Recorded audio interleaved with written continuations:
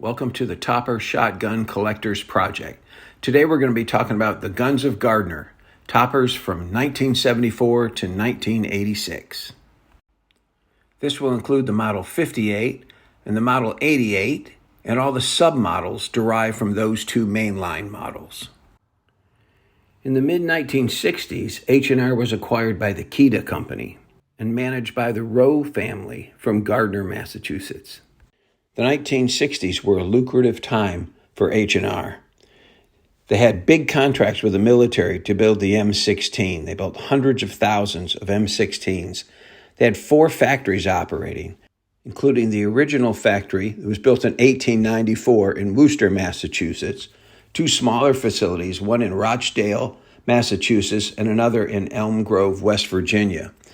And they also added a large modern facility in Gardner, Massachusetts.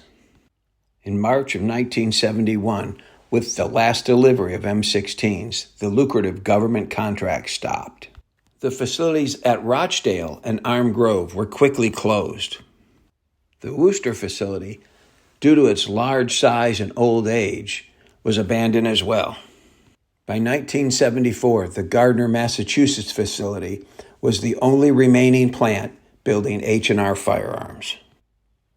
Gardner began its topper building legacy by introducing the Model 58.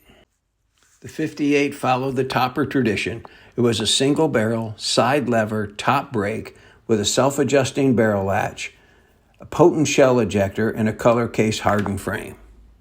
2 items separated the 58 from its predecessor, the Model 158. It lacked a recoil pad, and the notch on the rear of the frame that served as a rear sight was missing. Of course, those were both fairly minor changes. By about 1977, the transfer bar safety was added to the Model 58 and the entire topper line. The 58 proved to be a popular model and ran from 1974 to 1981. In 1979, we were introduced to the Model 58's cousin, the Model 88.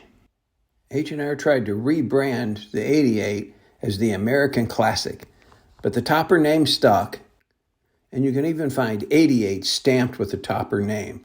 So the 88 is a topper. The 88 and the 58 coexisted in production for 2 years, but there are subtle differences in the two. The butt stocks differ in that if you look at the pistol grip on the 58, you notice it's well defined, where it's more rounded and blended into the stock on the Model 88. The wood doesn't seem to be quite as nicely fitted on most 88 models as well. The next and most noticeable change is in the hammers. The hammer of the 88 stands up straight like a rabbit's ears when it's stopped and listening, and the Model 58's hammer lays back like a rabbit's ears when it's running. The difference in the hammers is noticeable in this shot as well. The improvement in the hammer by making it taller and easier to grip helps prevent the problem of the hammer slipping out from under your thumb when you're trying to decock a loaded topper. Remember to get your finger off the trigger as you decock to help avoid accidental discharge. I love collecting the oldest of the toppers, but my favorite to actually shoot are the Model 88s. My personal defense gun is the Axe, my Model 88, and my hunting gun is a Model 88 with a 27.5-inch original barrel on it. The 2 primary models from Gardner, the 58 and the 88, were offered in 410, 28, 20, 16, and 12 gauge with barrel lengths from 26 to 36. Tremendous amount of variety. And in addition to that, you could get the 490 Juniors, which came in 20, 410, and even 28 gauge for a few years. And these were shortened barreled, shortened stock versions of the Model 58. From 74 to 81, you could get the 98 Deluxe, which had a nickel-plated frame and ebony-painted hardwood. It wasn't available in 28 gauge or with the very long barrels. From 82 to 86, you could get the Model 99 Deluxe, and that had an electroless nickel finish, and the barrel had electrical nickel finish, and it retained the walnut stained hardwood stock. I don't have a good picture of one of those, but it sounds really beautiful. And of course, there was the Topper 162 Buck, had a cylinder bore for shooting rifled slugs, had a blade front and folding leaf rear sights, very sought after gun.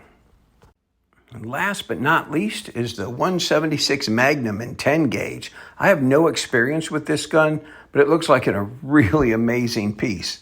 I understand that it had a really heavy frame, what we would nowadays call the SB2 frame, and the thing weighed almost 10 pounds with the 36-inch barrel. So the Gardner factory did a really good job producing toppers. But due to changes in the market and some liability issues, H&R went bankrupt in 1986. But that wasn't the end of the Gardner factory. The Gardner factory continued to operate under 4 complete different corporate entities, including New England Firearms, H&R 1871, H&R 1871 LLC, which was Marlin, and Remington Firearms Corporation. So after 43 years of making toppers, the Gardner factory finally closed in 2008 when Remington took the equipment up to Ilion, New York, and continued to make toppers there until 2015. The brand name H&R is now owned by JJE Capital and used by Palmetto State Armory. They make replicas of the M16 and other military arms that the H&R made. We may never see another American-made topper, but it doesn't matter. The ones we got will probably last forever.